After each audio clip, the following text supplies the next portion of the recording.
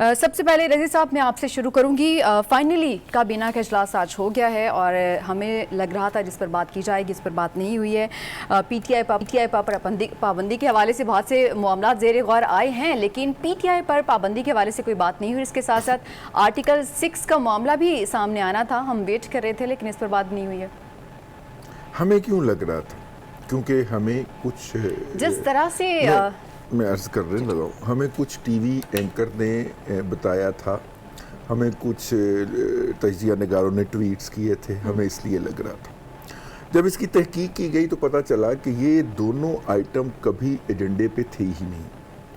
پھر جن صاحب نے یہ خبر دی تھی, سر نون لیگ رہنما جو بار بار آ کے پریس کانفرنس یہ اپنا اس کے کیبنٹ کے ایجنڈے پہ تھے ہی نہیں.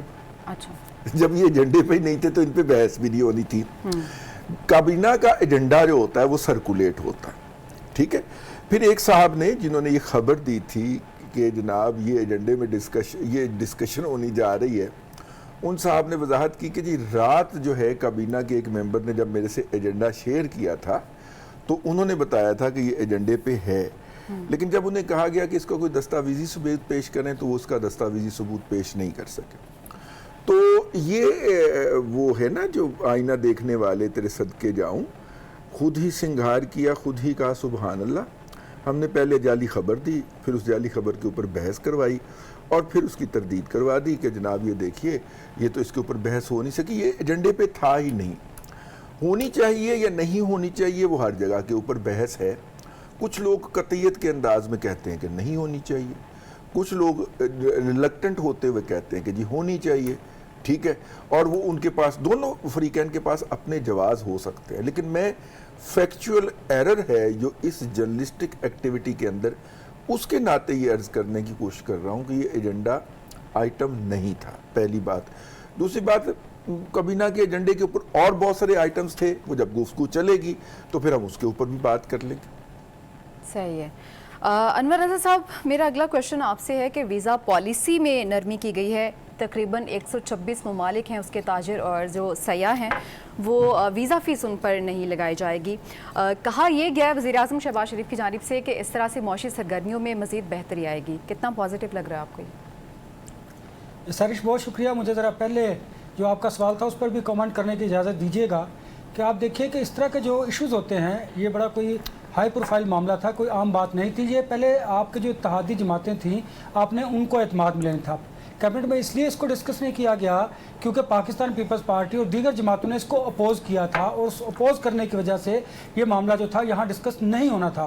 آپ نے پہلے اس کو جو اتحادی ہیں ان کے جو سینئر لیڈرشپ تھی ان کو اعتماد میں لینا تھا, یہ بات تھی. تو کیبنٹ والی بات تو بالکل بے بنیاد تھی. پہلے آپ نے اپنے اتحادیوں کا اعتماد میں لینا تھا, پھر یہ معاملہ جو تھا وہ آگے کیبنٹ میں جانا تھا یا نہیں جانا تھا اس پر بحث ہو سکتی تھی. دیکھیے اس طرح کے جو معاملات ہوتے ہیں, جب حکومت نے ٹیمپریچر چیک کیا پولیٹیکلی, یہ فلوٹ کر کے جب وزیر اطلاعات نے کہا کہ ہم پاکستان تحریک انصاف پر پابندی لگانے جا رہے ہیں, تو سب سے پہلے ان کے جو اتحادی ہیں انہوں نے اس بات کو اپوز کیا اور انہوں نے کہا یہ غیر جمہوری اقدام ہوگا, اگر حکومت کرنے جائے گی تو ہم اس کو کسی طرح بھی سپورٹ نہیں کریں گے. تو حکومت نے جب ٹیمپریچر چیک کیا میڈیا کا, باقی جگہوں کا, تو پھر شاید انہوں نے اس معاملے کو مؤخر کرنا ہی اب غنیمت جانا. اب آپ نے جو بات کی 126 ممالک کی, ان کے جو بزنس مینز ہیں اور جو شہری ہیں جو یہاں پر پاکستان میں بزنس کرنا چاہتے ہیں, اس سے ڈیفینیٹلی یہ بڑا اچھا اقدام ہے. پاکستان میں معاشی سرگرمیوں کو فروغ حاصل ہوگا. آپ جتنا زیادہ کاروباری شخصیات کو فیسیلیٹیٹ کریں گے, ان کو ون ونڈو آپریشن کے تحت پاکستان میں بزنس کرنے کی اجازت دیں گے, تو پاکستان کے معاشی جو حالات ہیں وہ بہتری کی طرف جائیں گے. دنیا کے ترقی یافتہ ممالک میں آپ دیکھیے یہی سسٹم ہوتا ہے, ڈیجیٹل ویزا دیا جاتا ہے اور اٹریکشن پیدا کی جاتی ہے سرمایہ کاروں کے لیے کہ آپ پاکستان میں آئیں, یا پاکستان میں آئیں گے تو آپ کو ون ونڈو آپریشن دیا جائے گا, ایکسپیڈائٹ کیا جائے گا آپ کے معاملات کو. لیکن ہمارے ہاں جب سے SIFC بنی ہے اس کے بعد چیزیں بہتری کی طرف جا رہی ہیں. ادروائز اگر آپ ماضی کو ذرا کھنگالیں دیکھیں تو پاکستان میں بزنس کرنا اتنا زیادہ مشکل ہے کہ لوگ اپنا سرمایہ یہاں سے منتقل کرنے پر مجبور ہو چکے تھے, لوگ اپنا بزنس یہاں سے وائنڈ اپ کر چکے تھے. لیکن اب آہستہ آہستہ ان معاشی سرگرمیوں کو فروغ دینے کے لیے یہ جو ڈیجیٹل ویزا کا اقدام کیا گیا ہے یہ آسان اقدام ہے, اور میں سمجھتا ہوں اس سے پاکستان کی اکانومی کی جو سچویشن ہے है, जो माशी हालात है वो बेहतर होंगे। पाकिस्तान में ना सिर्फ बैरूनी सरमायाकारी आएगी बल्कि आपको इसके साथ साथ जो आपके इंटरनल लोकल सरमायाकार है उसको भी अट्रैक्ट करना है, ना कि आपने उन पर बेजा टैक्सेस लगाकर उनको पाकिस्तान से भगाना है। सही है, अनवर साहब कह रहे हैं कि ये एक बहुत पॉजिटिव चीज़ है जो आज शहबाज शरीफ की जानिब से बताई गई है।